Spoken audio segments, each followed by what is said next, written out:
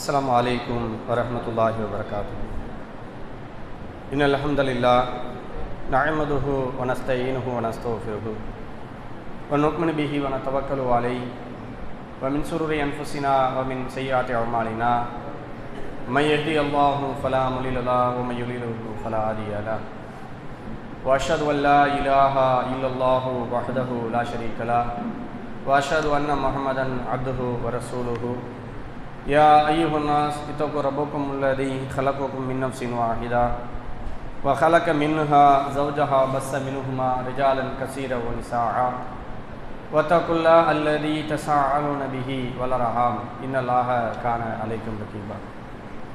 பேரன்பிற்கும் பெருமதிப்பிற்கும் உரிய எல்லாமல்ல ஏக வல்லவனின் நல்லடியார்களே, அந்த வல்லநாயனின் வற்றாபரங்கரணையும் சாந்தியும் சமாதானமும் இறுதி தூதர் ஈருலக தலைவர் எம்பெருமானார் ரசூலை கரீம் ஸல்லல்லாஹு அலைஹி வஸல்லம் அன்னவர்கள் மீதும் அன்னவர்களின் சொல் செயல் அங்கீகாரத்தை தவறாது ஏற்று வாழ்ந்த சத்திய சஹாபாக்கள் மீதும் சஹாபிய பெண்மணிகள் மீதும் அல்லாஹுடைய தூய மார்க்கத்தை அறிய குழுமி இருக்கக்கூடிய நம்மவர்கள் மீதும் அந்த ஓரிரையும் சாந்தியும் சமாதானமும் என்றும் நின்று நிலவட்டுமாக என்று பிரார்த்தனை செய்தவனாக எனது உரையை நான் ஆரம்பம் செய்கின்றேன். அன்புக்கினிய அல்லாஹ்வின் நல்லடியார்களே, நம்முடைய அமல்களை நாசமாக்கக்கூடிய செயல்கள் எனும் தலைப்பின் கீழ் பல செய்திகளை நாம் தொடர்ச்சியாக பார்த்து வருகிறோம். அந்த தொடர் வரிசையில் நாம் பிறரிடத்தில் வாங்குகின்ற கடன், சரிங்களா, இந்த கடனும் என்ன செஞ்சிடும்னா நமது அமல்களை பாழாக்கிடும் ரசூலா நமக்கு சொல்லித்தர்றாங்க. இதை பார்ப்பதற்கு முன்பாக நம்ம உட்கார்ந்துருக்கக்கூடிய இந்த சபையில் மலக்குமார்கள் இருக்கிறாங்க, சரிங்களா. அதனால் சொல்லப்படக்கூடிய செய்திகளை கொஞ்சம் கவனமாக கேளுங்க. தேவையில்லாத பேச்சுக்கள், தேவையில்லாத நடவடிக்கைகள் இல்லாமல் சொல்லப்படக்கூடிய செய்திகளை கவனமாக கேளுங்க. மலக்குமார்கள் இங்கே உட்கார்ந்து நமக்காக பிரார்த்தனை செஞ்சுக்கிட்டு இருக்கிறாங்க, சரியா? அதை மனசில் வச்சுங்க இன்ஷா அல்லாஹ். சரி, இந்த கடன் குறித்து அல்லாஹும் அல்லாஹுடைய தூதரும் எவ்வளவுக்கு நம்மளை வலியுறுத்தி இருக்கிறார்கள், அது நம்ம அமல்களை எப்படியெல்லாம் நாசம் செய்யும் என்பதை பார்க்க ஆரம்பிக்கின்ற பொழுது அல்லாஹ்வுடைய தூதர் அவர்கள் சொல்கிறார்கள். பொதுவாக ஒரு தகவலை சொல்கிறாங்க, எப்போதும் நீங்கள் வாங்கக்கூடிய கையாக இருக்காதீங்க, கொடுக்கக்கூடிய கையாக இருங்க. ஏனெனில் வாங்கக்கூடிய கையை காட்டிலும் கொடுக்கக்கூடிய கைதான் உயர்ந்து நிற்கிறது. ஆகவே நீங்கள் கொடுக்கக்கூடிய இடத்தில் இருங்கள் என்று அல்லாஹ்வுடைய தூதர் அவங்க பொதுவாக எல்லா சஹாபாக்களும் சொல்கிறாங்க. இது எப்போ இந்த பேச்சு பேசப்படுகிறது என்றால், ஒரு நபித்தோழர் வர்றார், வந்து என்ன செய்கிறாரு, ரசூலுல்லாஹ்விட்ட வந்து எனக்கு அதை தாங்க இது தாங்கன்னு கேட்குறார். கேட்கும்பொழுது அவருக்கு ஒரு அறிவுரையை சொல்கிறாங்க. ரசூலுல்லாஹ், நீ இப்படி கேட்டு வாங்காதப்பா, யார்த்தையும் கேட்காத, இப்படி நீ கேட்டு வாங்குறதுனால அல்லாஹ் என்ன செஞ்சிருவான், உன்னைய இதே நிலையிலேயே வச்சிருவான். கொடுக்கக்கூடியவனா இரு, அப்போ தான் அல்லாஹ் என்ன செய்வான், உன்னை தன்னிறைவு அடையக்கூடிய ஒரு சூழலை ஏற்படுத்துவான் என்று அல்லாஹ்வுடைய தூதர் அவங்க சொல்கிறார். சொன்ன மாத்திரத்தில் அவர் என்ன செய்கிறார் என்றால், ரசூலுல்லாஹ்விடத்தில் ஒரு சத்தியம் இடுகிறார். யார் ரசூலுல்லாஹ், இப்போ வந்து உங்கள்கிட்ட கேட்டேன்ல, அவ்வளோதான், இனி என் வாழ்நாளில் யார்கிட்டையும் எதற்கும் போய் நான் நிற்க மாட்டேன், யார்கிட்டையும் நான் எதுவும் கேட்க மாட்டேன், அப்படிப்பட்ட ஒரு சூழலை அல்லாஹ் எனக்கு தரமாட்டான்னு சொல்லி அவர் உறுதியாக நிற்கிறார். ரசூலுல்லாஹ்வுடைய காலத்துக்கு பிறகு, அபூபக்கர் அலி அவங்களுடைய காலத்துக்கு பிறகு, உமர் அலி அல்லாஹ்வுடைய காலத்தில் அவரை சென்று போய் அவருக்கு ஒரு நிதியை அரசாங்கத்திலிருந்து, ஜக்காத்துடைய நிதியிலிருந்து ஒரு நிதியை கொண்டு போய் கொடுக்க போகிறார். அப்போ அவர் என்ன சொல்கிறாருன்னா, இல்லை எனக்கு தேவையில்லைன்னு மறுக்கிறார். இல்லைங்க வாங்கிக்கிறீங்க, உங்களுக்கு தேவைகள் இருக்குது வாங்கிக்கிறீங்கன்னு சொல்லும் பொழுது, இல்லை எனக்கு தேவையில்லை, அல்லாஹ் என்னை வந்து தன்னிறைவாக வைத்திருக்கிறான் என்று சொல்லி அந்த சஹாபி சொல்லுகின்ற செய்தியை பார்க்க முடிகின்றது. அப்போ இந்த தகவல் நமக்கு எதை நமக்கு பாடமாக புகட்டுகின்றது என்றால், நம்ம கீழே இறங்கி வந்தோன்னு வைங்க, எல்லா பலமும் நம்ம தலையில் வந்தோம். கடன் வாங்கணும்னு முடிவு பண்ணிட்டோம்னா என்ன ஆரம்பத்தில் என்ன செய்வோம், ஒரு 500 1000 ஆரம்பிக்கும். என்ன ஆகும், போக போக போக லட்சங்கள் கோடிகளில் போய் நின்று கடைசியில் அந்த கடனுக்காக ஒன்று என்றாவது ஒரு வழியை, அல்லாஹ்வுடைய மார்க்கம் தடுத்திருக்கக்கூடிய வழியை நோக்கி நாம் பயணிக்கக்கூடிய ஒரு சூழலில் கொண்டு போய் தள்ளிடும். அதனால தான் அல்லாஹ்வுடைய தூதர் அவங்க சொல்றாங்க, கடன் வாங்கக்கூடிய அந்த வேலையை வச்சுக்கிடாதீங்கிறாங்க. ரொம்ப இக்கட்டான ஒரு சூழலா அப்ப என்ன செய்யலாம்? சாப்பாட்டிற்கே வழி இல்லை, குடும்ப சூழல் ரொம்ப கஷ்டமா இருக்குது எனும் பட்சத்தில் கடன் பெறுவது தவறில்லை. ஆனா இப்ப நம்ம வாங்குகின்ற கடன்களுடைய பட்டியல் எடுங்களேன். என் பிள்ளைக்கு ரொம்ப கஷ்டப்படுறா, அவளுக்கு பள்ளிக்கூடம் போறதுக்கு சாப்பாடு கூட கொடுத்துட முடியல, அதனால போய் நான் கஷ்டப்பட்டு நான் என்ன செஞ்சேன், கடன் வாங்கிட்டு வந்தேன் அப்படியே சொல்றோம். வாங்கப்படக்கூடிய கடன்களில் பெரும்பான்மையான கடன்கள் என்னை விட அவன் பெரிய ஆளாயிட்டான், அவன் மாடி வீடு கட்டிட்டான், அவன் கார் வாங்கிட்டான், அவன் பைக் வாங்கிட்டான், அவன் பெரிய பெரிய வசதியோடு ஆயிட்டான், ஆனா நான் இன்னும் இப்படியே இருக்கிறேனே. ஏன் எச்சுப்பாலை குடிச்சு வளர்ந்தவன் என்னை விட பெரிய ஆளாயிட்டான், நான் இன்னும் இப்படியே இருக்கிறேனே. அப்ப முன்னேறத்துக்கு என்ன வழி? கடன் வாங்குறது ஒன்றுதான் வழி என்ற ரீதியில நம்ம என்ன செய்யறோம்? நாம வாங்க வானான்னு ஒரு முடிவுல இருந்தாலும் கூட இன்றைய கால சூழல் நீ வாங்கித்தான் ஆகணும் என்று சொல்லி நம்மளை பல வழிகளில் நிர்பந்திக்கக்கூடிய சூழலை பார்க்கிறோம். முன்னெல்லாம் கடன் கேட்பதற்கு அலைந்த காலங்கள் இருந்தது. இப்ப என்னன்னா நம்ம பயன்படுத்தக்கூடிய நம்மளுடைய பேங்க் அக்கௌண்ட் அந்த மெயின்டெனன்ஸ் அதை பார்க்கிறான், பார்த்துட்டு இவன் கரெக்டா எல்லாத்தையும் கரெக்டா ஃபாலோ பண்ணிக்கிருக்கான், உனக்கு இவ்வளவு லட்சம் ரூபா கடன் எங்க பேங்க்ல இருந்து நான் உங்களுக்கு தர்றோம், நீ வாங்கி பயன்படுத்திக்க, இதை நீ உடனே கட்ட தேவையில்லை, இத்தனை கால அவகாசம் இருக்குது, உனக்கு ஸ்கீம் இருக்குது, உனக்கு இவ்வளோ பர்சன்டேஜ் இருக்குது, அப்படி இப்படின்னு சொல்லி நம்ம போட்டு மண்டையை கழுவி கடனாளியை ஆக்கி இறுதியில் எதற்காக கடன் வாங்கினோமோ அந்த பொருளையும் நம்ம இழக்கக்கூடிய ஒரு தருவாயில் இன்னைக்கு சென்னையில் பார்த்தோம்னு சொன்னால் பெரும் பெரும் குடியிருப்புகள் இருக்குது, அடுக்குமாடி குடியிருப்புகள் இருக்குது, லோன் போட்டு கட்டுறான், கட்டிட்டு அந்த வீட்டை ஆசையா எனக்கு பெட்ரூம் இங்கே இருக்கணும், இதில் அப்படி இருக்கணும் இப்படி இருக்கணும் ஒன்று பார்த்து செஞ்சுட்டு எடுத்த லோனை கட்ட முடியல, தான் ஆசையா கட்டுன அந்த வீட்டை அவன்கிட்டயே வித்துட்டு வெளியில போய் நிற்கக்கூடிய ஒரு சூழல், சம்பாரிச்சு டீவு கட்டி அழியக்கூடிய ஒரு சூழலை பார்க்கிறோம். அப்ப அல்லாஹ்வுடைய தூதர் அவங்க நமக்கு ஒரு எச்சரிக்கையை தர்றாங்கன்னு சொன்னா அந்த எச்சரிக்கை இந்த உலகத்திலும் நமக்கு நன்மை பயக்குங்கிறத முதல்ல புரிஞ்சுக்கணும். கடன் வானா அப்படிங்கிறாங்கன்னா அது எந்த அளவுக்கு நாசத்தில் கொண்டு போய் விடும் என்பதை புரிஞ்சுக்கணும். அப்ப பெருமானார் ஸல்லல்லாஹு அலைஹி வஸல்லம் அவங்க கடன் படக்கூடியவர்களுக்கு சொல்லுகின்ற அறிவுரை, அல்லாஹ்வுடைய தூதர்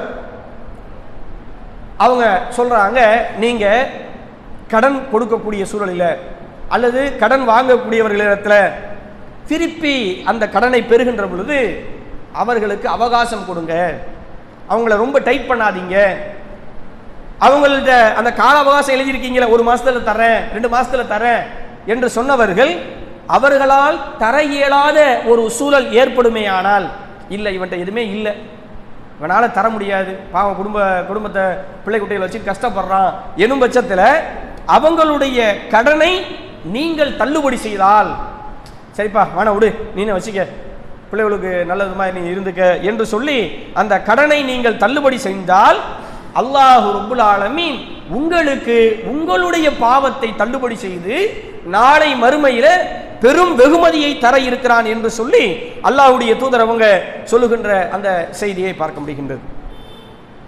அப்போ நம்ம ஒருத்தருக்கு கடன் கொடுக்கிறோம் என்று சொன்னா அந்த கடனுக்காக வேண்டி மனிதர்கள் பொதுவாக எதிர்பார்க்கிறது என்ன? நம்மள்ட்ட ஒருத்தவங்க கடன் வாங்கிட்டான்னு வைங்களேன், நம்ம என்ன எதிர்பார்க்கிறோம்?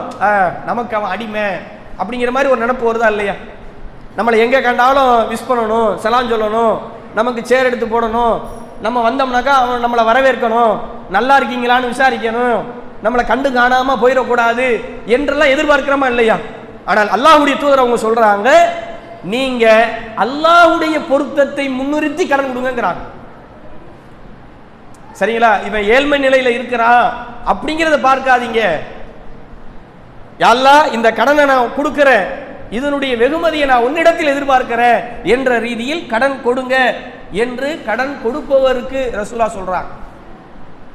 அதே சமயம் கடன் வாங்குறார்ல அவருக்கு அல்லாஹ்வுடைய தூதர் அவங்க சொல்றாங்க, நீங்கள் கடன் வாங்குகின்ற பொழுது ஒருபோதும் வாங்காதீங்க, அப்படி வாங்கக்கூடிய சூழல் வறுமையானால் அந்த கடனை நீங்க சொன்ன தேதிக்கு முன்பாக கொடுப்பதற்கு முற்பட்டுருங்க. 10 நாள்ல தரேன்னு வாங்குறோமா, 5 நாளுக்குள்ள அந்த கடனை அடைப்பதற்கான வழி என்ன என்பதை தேடுங்க அப்படிங்கிறாங்க ரசூலுல்லாஹ். ஆனா புழக்கத்தில் நம்ம என்ன செய்யறோம்? ஒரு அர்ஜென்ட் பிள்ளைய ஆஸ்பத்திரியில் சேர்த்திருக்கிற, அர்ஜென்ட்டா ஒரு 50,000 1 லட்சம் வேணும் அப்படிங்குவோம். டக்குன்னு போய் என்ன செய்வோம்? ஒரு நண்பர்கிட்ட கேட்குவோம், அவரும் கொடுத்துருவார். அந்த 10 நாள் என்பது 3 பத்தாவும் 4 பத்தாவும் 5 பத்தாவும் அது பாட்டில் போய்கிட்டே இருக்கும். என்னப்பா என்னாச்சு? ஆமா இன்னொன்று கடன் வாங்கினல, சுத்தமா மறந்தே போச்சுப்பா. எப்போ? அந்த அவசரத்தில் கொடுத்தா பாருங்க, அதை நம்ம யோசிக்கவே மாட்டோங்கிறோம். அந்த பிள்ளையுடைய கஷ்டத்துல நம்ம போய் கேட்டோம், டக்குன்னு எடுத்து கொடுத்தானே, அவன் கேட்பதற்கு முன்பாக நம்ம திருப்பி கொடுக்கணும் அப்படிங்கிற அந்த எண்ணம் வர மாட்டேது. அப்ப அல்லாஹ்வுடைய தூதர் அவங்க கடுமையா எச்சரிக்கிறார். எந்த அளவுக்கு சொல்றாங்கன்னா, நீங்கள் வாங்கக்கூடிய கடனை, காசுக்கு வாங்குற பாருங்க, வாங்கும் பொழுது நம்மளிடத்துல என்ன என்ன இருக்கணுமா? இறைவா நான் இதை சீக்கிரம் திருப்பி கொடுத்துடணும் அப்படிங்கிற எண்ணத்தோட வாங்குங்கிறாங்க. நீங்க வாங்கும் போது எப்படி வாங்காதீங்க, இவனுக்கு இதெல்லாம் ஒரு காசே கிடையாது, லட்சங்கள்ல கோடியில் புரள்றான், 5000 ரூபாய் காசு இவனுக்கு ஒரு பெரிய காசா, இதை நம்ம திருப்பி வேற கொடுக்கணுமா, இதை அவன் கேட்டு வேற வாங்கவா போறான், இந்த எண்ணம் வச்சுக்கிட்டு ஒரு காலம் கடன் வாங்காதீங்கிறாங்க சொல்லலாம். இப்படி நீங்க செய்தா அந்த கடனை நீங்க செலுத்தவே முடியாது. கொடுக்கலாம் கொடுக்கலாம் நினைச்சுக்கிட்டு தான் இருப்பீங்க, ஒழிய பையில இருக்கும். ஆனா என்ன செய்ய மாட்டீங்க, உங்க மனசு எடுத்து கொடுத்து முடிச்சிருவோம் அப்படிங்கிற அந்த எண்ணத்தையே கொண்டுட்டு வராது. சைத்தான் உங்களை மறக்கடிக்க செய்து விடுவான் என்று சொல்லி அல்லாஹ்வுடைய தூதர் அவங்க கடுமையான ஒரு எச்சரிக்கக்கூடிய செய்தி புகாரிலே இடம்பெறக்கூடியதை பார்க்க முடிகிறது. 2287வது செய்தியாக பதியப்பட்டதை பார்க்க முடிகிறது. அப்ப வாங்கும் போது நம்மளுடைய மனதில் என்ன என்ன இருக்கணும்? இறைவா நான் சீக்கிரம் திருப்பி கொடுத்துடணும், அவன் கேட்கிற லெவலுக்கு நான் இருந்து விடக்கூடாது. அப்படி நம்ம மனசுல பதிய வச்சிட்டோம்னா ரசூலுல்லாஹ் சொல்றாங்க, அல்லாஹ் என்ன செய்வானா, அந்த கடனை திருப்பி செலுத்துவதற்கான வழி என்ன, நம்மளை ஓட விடுவான். சில பேர் பார்த்தீங்கன்னா கடன் வாங்கிட்டானா தூங்க மாட்டாங்க, ராப்பகல் என்ன செய்வான், வேலை செஞ்சு அந்த கடனை எப்படியாவது அடைச்சு தீரணும் என்ற வைராக்கியத்தோடு இருக்கக்கூடிய எத்தனை நண்பர்களை பார்க்க முடிகிறது. சிலரு அவன் எவ்வளோ கேள்வி கேட்டாலும், எவ்வளோ மானங்கட்ட கேள்வி கேட்டாலும், எத்தனை பேருக்கு முன்னாடி வச்சு கேட்டாலும், சரி சரி போ, எனக்கு எதனா புதுசா, நான் 10-15 பேர்கிட்ட வாங்கியிருக்கிறேன், அதுல 10ல் 11 நீ இருக்கிற என்று சொல்லி போவரும் இருக்கிறான். இன்னும் சொல்வதாக இருந்தால் அல்லாஹ்வுடைய தூதர் அவங்க ஒரு முறை ஒரு யூதர்கிட்ட கடன் வாங்குறாங்க. வாங்கின கடன் திருப்பி செலுத்தலை, ரசூலுல்லாஹ் சொன்ன அந்த கால கெடுவில் திருப்பி செலுத்தலை. அப்ப அவர் என்ன செய்யறாருன்னா, அல்லாஹ்வுடைய தூதர் அவருங்க சட்டையை பிடிச்சி கண்ணாம்னான்னு கேள்வி கேட்கிறாரு. சஹாபாக்கெல்லாம் கொதித்து எழுதுறாங்க, என்ன போய் அநாகரிகமா நடந்துக்கிறாரு என்று சொல்லி கொதித்து எழுகின்ற பொழுது அல்லாஹ்வுடைய தூதர் அவங்க என்ன செய்யறாங்கன்னா, தன்னுடைய தோழர்களை சமாதானப்படுத்துறாங்க. இல்ல, அவருக்கு உரிமை உண்டு, நான் கடன் பெற்றிருக்கிறேன், அவர் தந்திருக்கிறாரு, அவர் பேசுவதற்கு திட்டுவதற்கு அவருக்கு உரிமை உண்டு, நீங்க எதுவும் செய்யாதீங்க என்று சொல்லிட்டு அல்லாஹ்வுடைய தூதர் அவர்கள் வாங்கியதோ ஒரு சிறிய ஒட்டகம், அவருக்கு கொடுக்கப்பட்டதோ பெரிய ஒட்டகத்தை கொடுக்கிறாங்க, விலை மதிப்பு கூடியது. அப்போ அவருக்கு அந்த கடனை கொடுத்து நிவர்த்தி செய்யுங்க என்று சொல்லுகின்ற பொழுது, யார சொல்லலாம், நீங்கள் வாங்கியதை காட்டிலும் கூடுதலான விலை உடைய ஒட்டகமா இருக்குது, என்ன செய்யட்டும் அப்படின்னு கேட்கிறாங்க. அல்லாஹ்வுடைய தூதர் அவங்க சொல்றாங்க, அதையே கொடுங்க. நீங்க கடன் வாங்குகின்ற பொழுது இதை கவனிங்க, நல்லா கவனிங்க, நம்ம கடன் வாங்குறோம்ல, வாங்கிட்டு திருப்பி செலுத்துகின்ற பொழுது எப்படி செலுத்துன்ற சொல்லி தராங்க பாருங்க. எவ்வளவு ஒரு அழகான மனிதாபிமான செயலை சொல்லி தராங்க பாருங்க. நம்ம வட்டி வாங்கக்கூடாது, கொடுக்கக்கூடாது. அதே சமயம் நம்ம அவசரத்துக்கு கடன் கொடுத்தான்ல, அவன் நமக்கு கொடுக்காம ஒரு தொழில எதுலையே முதலீடு செஞ்சிருந்தான்னு வைங்க, அந்த காசு அவனுக்கு ரெட்டிப்பாயிருக்கும், அதில் அவனுக்கு லாபம் கிடைச்சிருக்கும் அல்லது நஷ்டம் கிடைச்சிருக்கும். இப்போ நமக்கு கொடுத்ததுனால அவனுக்கு எந்த ஒரு ஃபைதாவும் இல்லை, அல்லாட்ட ஃபைதா இருக்கு. சரிங்களா? அப்போ அல்லாஹ்வுடைய தூதர் அவங்க என்ன செய்ய சொல்றாங்கன்னா, நீங்க கடனை திருப்பி செலுத்துகின்ற பொழுது மனம் மூவர்ந்து மகிழ்ச்சியோடு கூடுதலா கொடுங்கிறாங்க.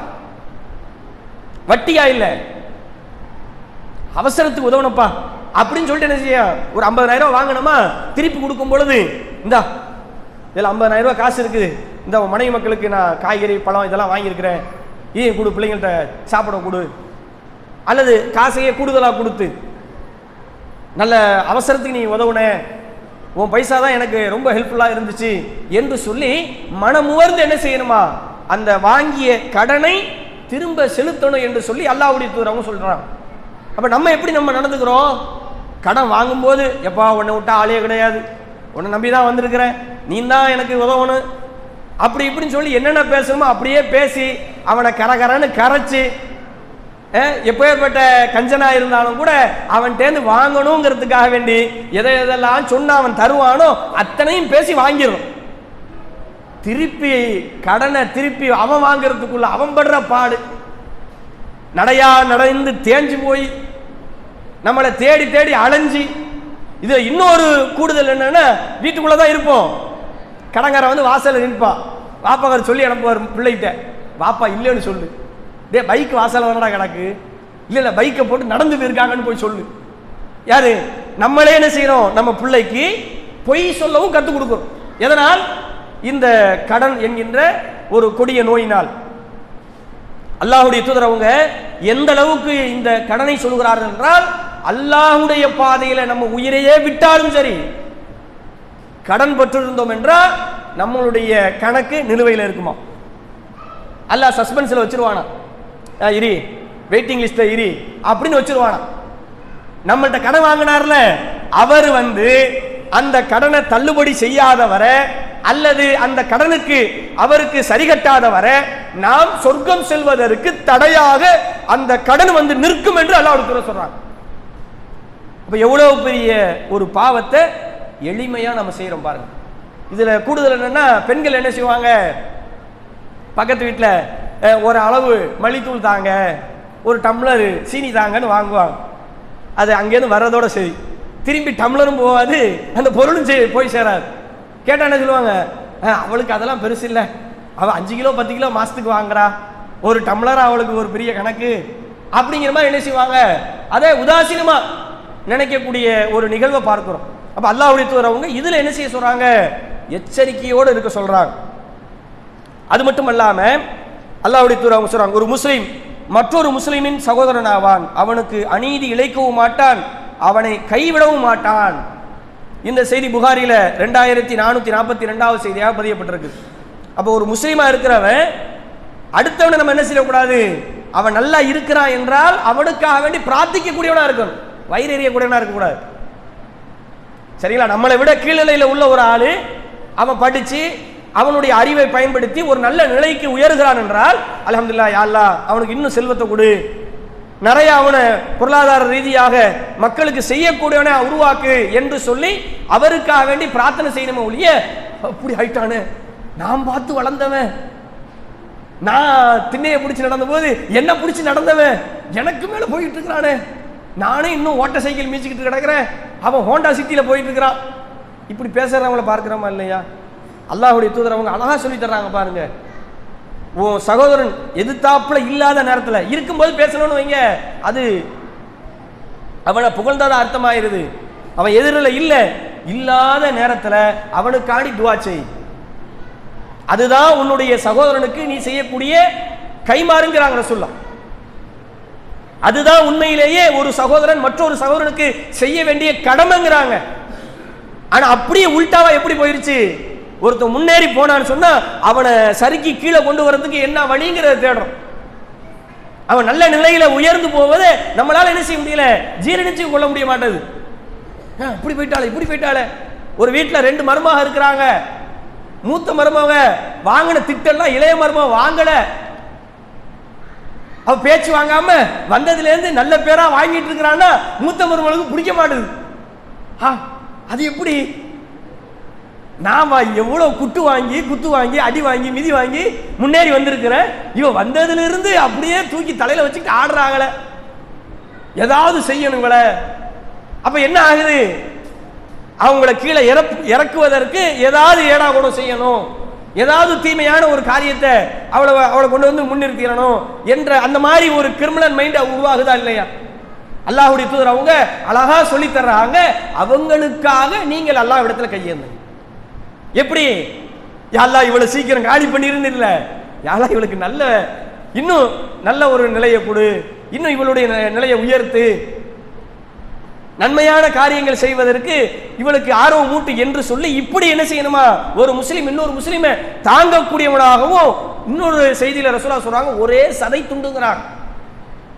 எப்படி காலில் முள்ளு குத்துனா உடனடியாக கண்ணு கலங்குதா இல்லையா? நமக்கு ஒரு இடத்துல காயம்னா உடனே உடம்பு என்ன செய்யுது, அந்த காயத்துக்கான மருந்தை தேடுகிறதா இல்லையா?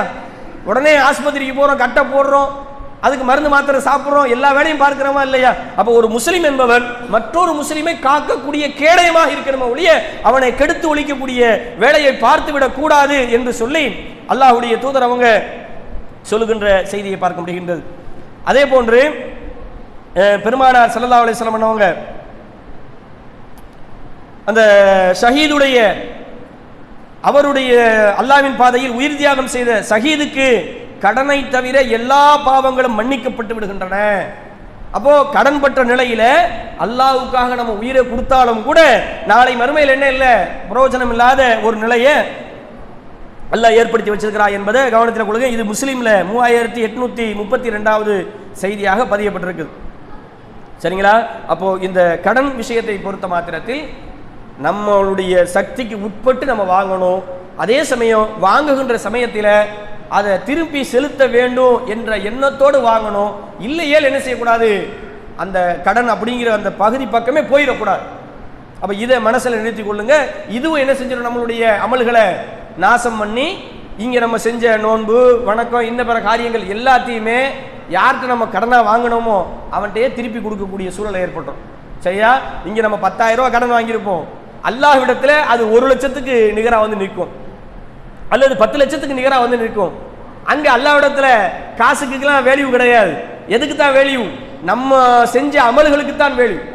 அமல்களை தான் என்ன செய்வான், 10 லட்சம் ரூபாயா, சரி நீ ஒரு 10 வருஷம் வச்ச நோன்பு இரவுல செஞ்ச வணக்கம் எல்லாத்தையும் என்ன செய்வான், அல்லாஹ் அப்படியே தூக்கி அவன்கிட்ட கொடுத்துருவோம்.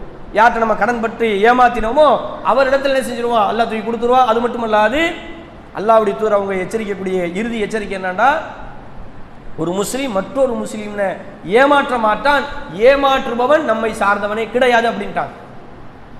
சரிங்களா? அப்போ கடன் வாங்கி ஏமாத்தி சமாளிச்சிடலாம் அப்படிங்கிற ஒரு எண்ணம் நம்மள்கிட்ட இருந்துச்சு. ஆனால் நம்ம யாரு, நம்ம தொழுதோ நோன்பு வச்சோ இன்ன பிற காரியங்கள் செஞ்சோ எந்த செஞ்சாலும் சரி நம்ம யார் இல்லை, நம்மளை அடையாளப்படுத்திக்கலாம். நான் முஸ்லீம், நான் முஸ்லீமுடைய சமூகத்தை சார்ந்தவன், பள்ளிவாசலுக்கு தொலை போகிறேன், பள்ளிவாசல் நிறைய செய்கிறேன், கோயில், இதெல்லாம் நம்ம சொல்லிக்கலாம். அல்லாஹ்வுடைய பார்வையில் நம்ம பிற மத சகோதரனாக தான் பார்க்கப்படும். சரியா?